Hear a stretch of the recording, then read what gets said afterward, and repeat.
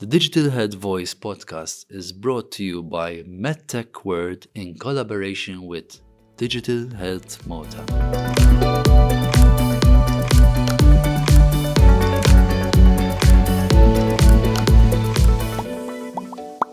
Episode number 21. Here we go. And today we are going to meet Lucas Perez, the founder of Health My Project. It was a very intriguing discussion on active aging and even on the concept of autonomy, especially in healthcare. And I think that there is a wonderful opportunity ahead of us. And I'd like you to listen very careful to each of the words that Lucas has to say for us. And with that in mind, we dive deep into the interview. So welcome, Lucas. Welcome to our podcast/video interview, because we make the Digital Health Voice available on multiple channels.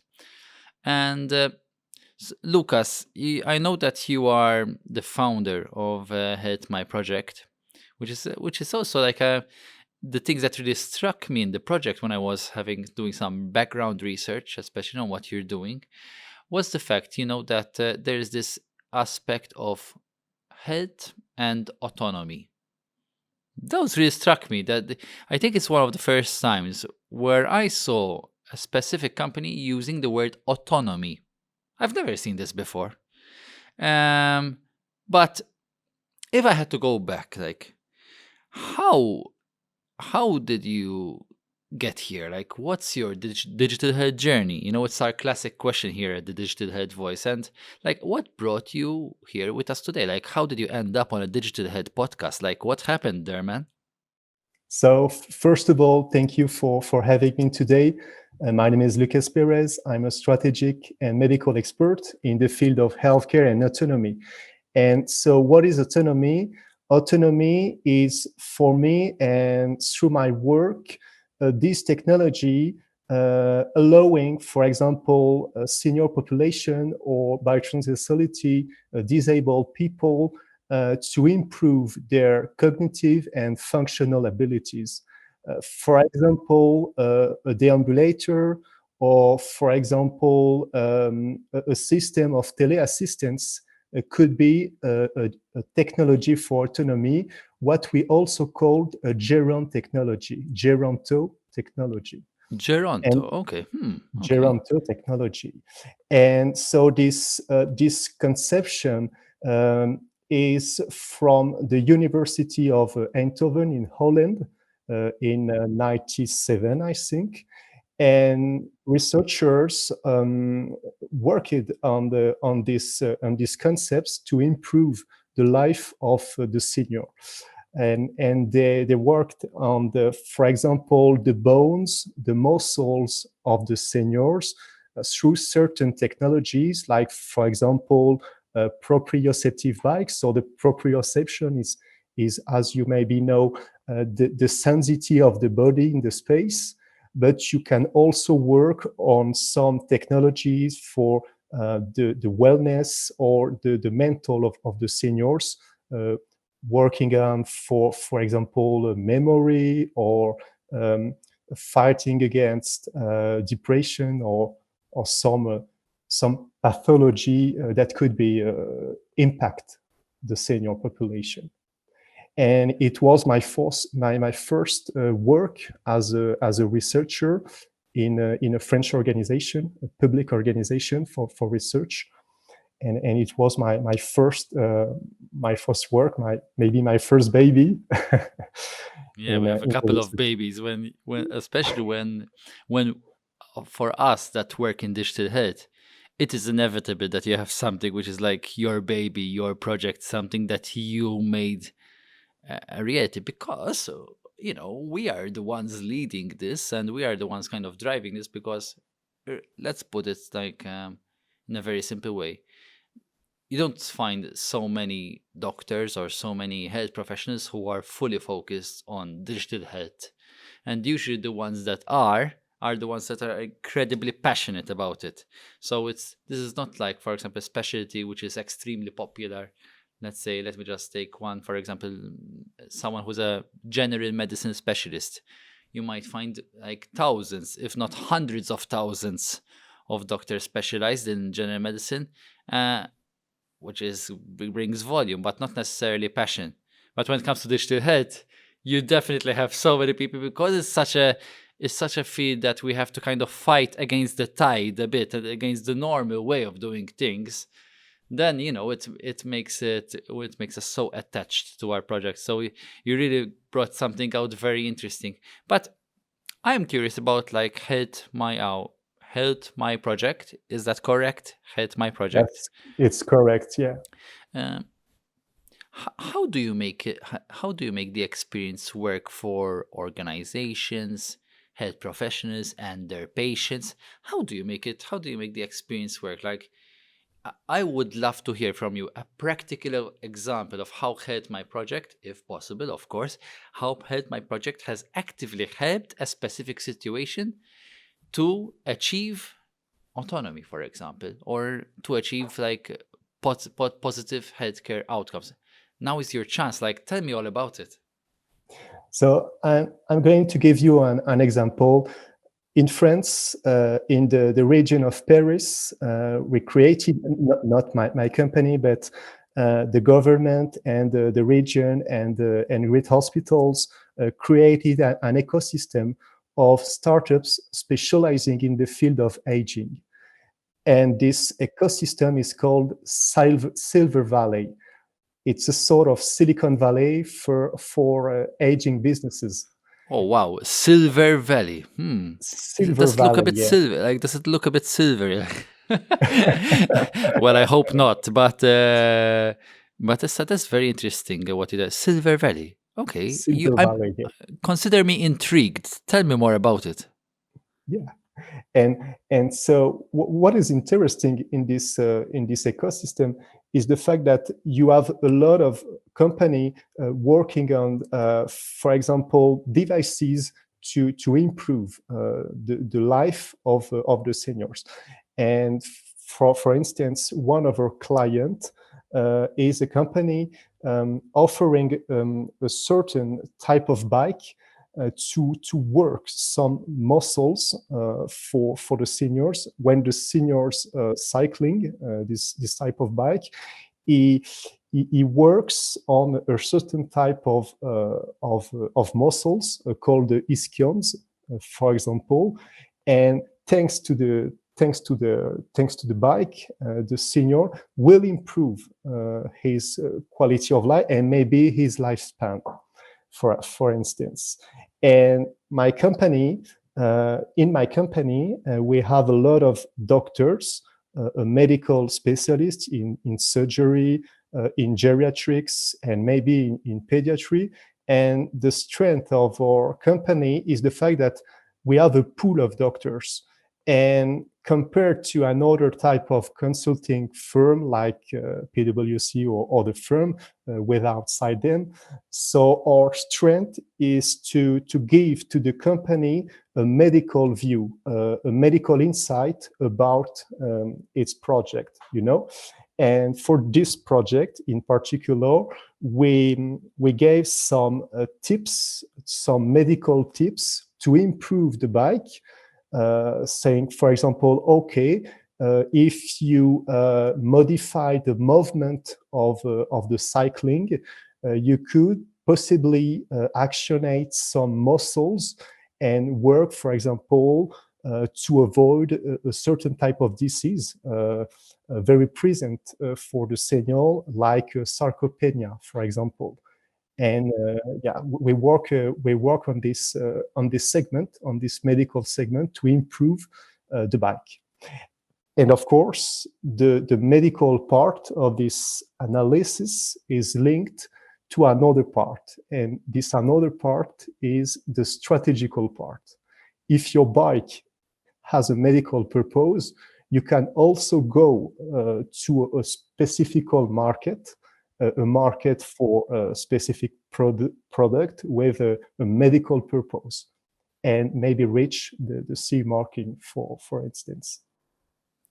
Ooh, wow. I mean, like even this this project that you have. Like, it's quite cool that you had the opportunity to provide advice for a bike. That's, sometimes I kind of have the impression, and this is happening also through my background, for example, in the health for all aspects. That in our policies, for example, this for more from a policy level, the fact that you have like a health for all policy, that in whatever kind of policy, be it finance, be it transport, you make sure that the element of health is included. But I think the same way could be said to for example, sports devices. It could be said to other kind of devices that, for example, might not necessarily be health related, but could for example, cooking devices. There's such a big opportunity just in the specific cooking device, for example, even in a simple oven, for example, or in a hob. Like, the opportunities there are endless. In a microwave, for all I know, there's endless opportunities for health advice to help someone achieve autonomy by cooking better food, for example. I mean, if you think about it, and I just took one part, I didn't take like a whole thing, but there is an opportunity. Even for example, on your TV, there could be some health advice given there. It could be integrated within a smart TV that you have health education. I mean, like, even just thinking about it, I'm wishing you, like, look, you can take these ideas, just take them, Lucas. But it's not about taking the ideas, but actually implementing them. So I wish you luck. I hope you get a deal with Samsung or something, Yeah. to make sure that these ideas are Right, yeah. happening. But really, I mean, the opportunity is there. And I think that we are at a stage in time where we really need to push for digital health to be, available not just through the healthcare aspect, but the public health, but across the board, through different products, through different devices. There really is a big opportunity there, and I think that's really one way to make this thing happen. And looking now, not just at the present, but looking at the future, how do you see, Health My Project fitting in the future of digital health and medtech, like in the next 5 to 10 years? How do you see the project evolve? What's up on the roadmap? Maybe you can share some hints of the company's roadmap. Like, how do you see digital health and medtech evolving in general? Tell me your thoughts. It's good to hear from your side, your perspective. So I want to highlight many things for medtech and for digital health. The first thing I would like to say is that for medtech, you have possibly many disciplines that could fit the medtech, that could improve, that could enhance the medtech area. For example, we met in Paris a company working on microfluidics. Microfluidics. Okay, cool. Microfluidics, yes. For our audience that might not know the topic, can you maybe give us a brief explanation, and you can continue? Yeah. So the microfluidics is the science of fluids. Okay, So cool. one of the most famous example of microfluidics is, for example, the pregnancy testing. Oh, wow, all right. Testing, how it works. No, I mean, I haven't even thought about it, and my wife is an obstetrician and gynecologist, so I should have known this, She knows it.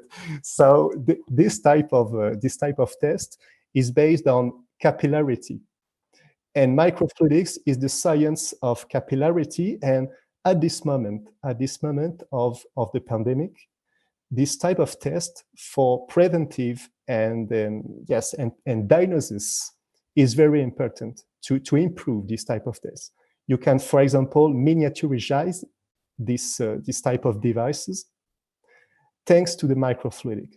And so for me, this science will be very crucial and will have an impact, a positive impact for the medtech,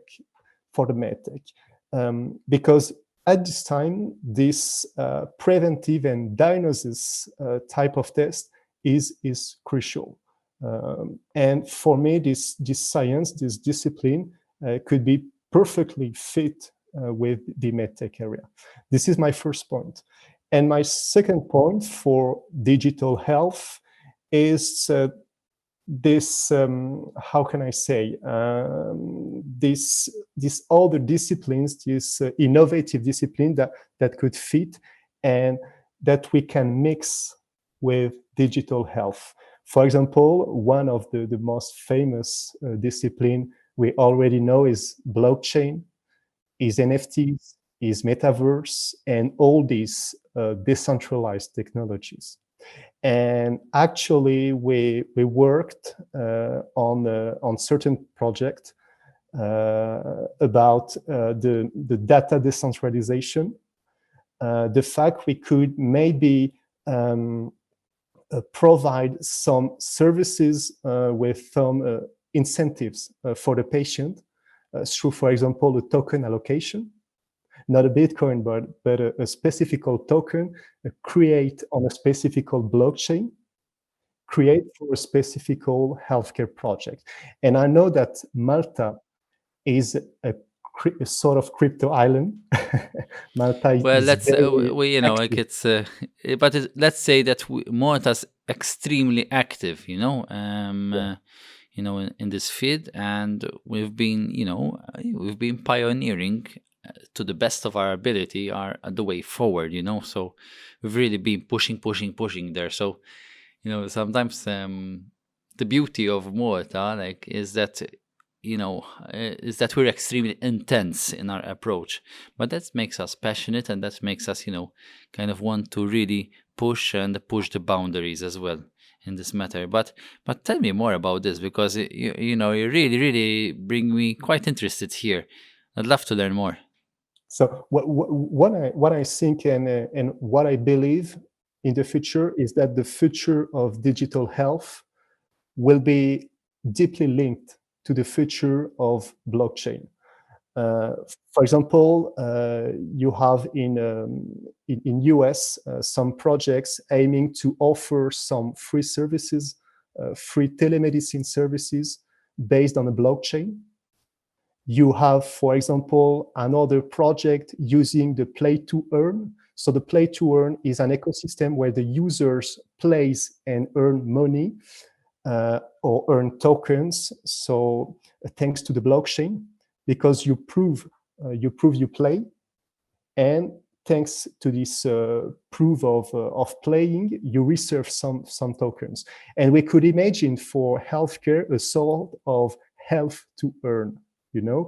When you can get some tokens, for example, because you share your data during a clinical trial, because you share your data in a certain type of vault for the pharmaceutical industry, for insurance, or for public bodies, for example. And we could imagine in the future of digital health, of course, a sort of health to earn.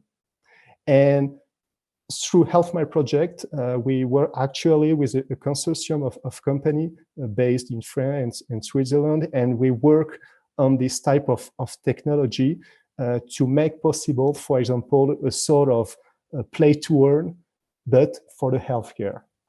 And it's a big work. Yeah. Yeah, I mean, I'll be honest with you. I've heard of this concept before, especially about the tokenization and like those concepts. And actually, even I had the opportunity to have some tokens of my own actually in another healthcare related project. So I'm not surprised, but I still think that we're struggling in general with the implementation of such projects.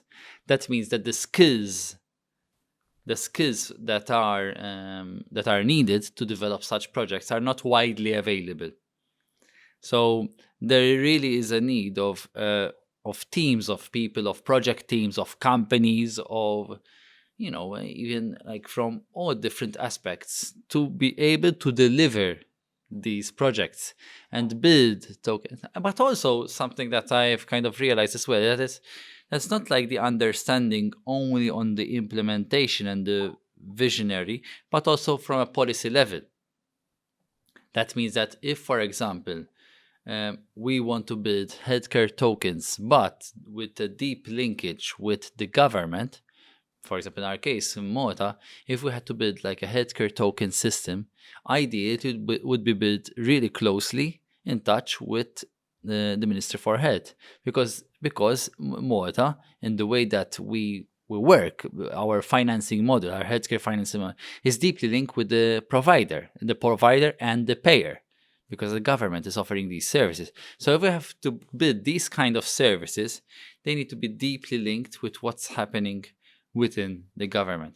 The private providers could also have a big role, and I think this is the same for a number of other countries where they have, this universal health coverage approach. Exactly. We have a lot to learn from each other, and I know that you're from France, but my big question to you would be: are you traveling from France to Malta this coming November? Will you be coming to Medtech World 2022? Will we see you there? Sure. Yes, I probably, yes, I will be there probably in Malta. So first of all, because Yes. I like this island. Oh wow! Is it? You've been here before? Yes. Great, great, I cool, was cool. in Malta one summer, and yes, I like this island for yes, for tourism, of course, but also for this mindset that I love. Because I know your universities, I know your sense of innovation, and I like it. And I will be there for sure. Can't wait to really to see you and to meet you, Lucas, in person, because it's always much better to meet in person. I mean, even we're doing this over a Zoom call, but so it's so beautiful how even through a Zoom call you can start building connections with people and start building meaningful relationships, even like just through the simple exchange of ideas and visions, because when you hear someone else doing the same thing, you feel encouraged, you feel empowered. You say, okay, if someone else is doing this, then I can at least start ideating. I can start thinking about it. I can start sharing to people. I can start saying this idea to this and that person and maybe get them going. So really, there is so much opportunity here. And even like, if I had to kind of summarize and think, the idea of this autonomy, this is amazing, autonomy. And I hope that a patient organization would pick this up and get started on working on something like this. But believe it or not, Lucas, we're really coming to the end of our podcast. I hate to say this, but it's a reality because we're limited by time. But also, when we have this limited time, we have an opportunity to really shine with the topics of our passion, so to speak. And Lucas, you have now 1 minute, okay, to raise awareness on any specific topic of your choice. It doesn't have to be healthcare, it doesn't have to be, it could be whatever you choose, like 1 minute to raise awareness. It could be maybe even a charity. So the timer is starting. Off you go. Give it your best. Sorry, but my tropism in healthcare will talking. Sorry, but so it is important to raise the awareness about all these new technologies such as blockchain and decentralized technology. So as you said, you have a lot of coders, developers working on amazing project in metaverse, NFT marketplace for healthcare services. Okay, but be careful, be aware that the market is not very mature for now in terms of healthcare, and please to keep an eye on the regulation and all the risk correlated to this market, sensible market. Just an example. Okay, you have a little number of healthcare projects based on blockchain, actually. And so now the situation for the crypto market is not very brilliant, not very bright. So when the main crypto in this market are falling down, the capitalization of this little project in healthcare are also falling down. And be careful about that, because its impact, this type of project, and it could a sort of red flag for investors. So if you want to go to this domain, to this area, so be careful about that, about the regulation in bioethics. For example, I think about NFTs and sort, for example, the organs sellings through X-ray and etc. But also keep an eye on the capitalization of this market. It will be very important to be successful on this market. And Yeah, I this is mean, my next word. that's really, really interesting, Lucas. But I mean, if we just look at the markets right now, there's quite a lot of it's struggling. The markets are struggling, and it's not only just in crypto, but also in the normal stock markets, in the traditional stock markets, where we're seeing like prices going downwards. And this is the same happening even for digital health startups and digital health companies. Actually, I can't even call them startups when they are on the market, because usually they're quite mature when they get to that stage. But we're seeing quite a lot happening over there. And really and truly, at the end of the day, the focus needs to be on meeting an unmet need, meeting a pain point. I think that's going to be critical moving forward. If we want digital health and Medtech to succeed, we really need to focus on the pain points. What is really needed? I know that it's important to be innovative, but at the same time, we really need to balance out and ensure that we really meet the unmet needs, especially when something like so precious like healthcare with limited resources. And with that in mind, Lucas, I would like to thank you. I would like to thank our audience for listening to us. You can find us on all the podcast channels available. You can find us on Google Podcasts, Apple Podcasts, Spotify, so many different places. Just look up the Digital Health Voice and you'll find us there. Moreover, you can also check us out on Medtech World Facebook page, YouTube, LinkedIn, and Twitter, where you can get the latest digital health podcast available for you. Thank you, Lucas. A bientôt. Thank you. A bientôt. Thank you. Cheers. Thank you. Have a nice day. Thank you.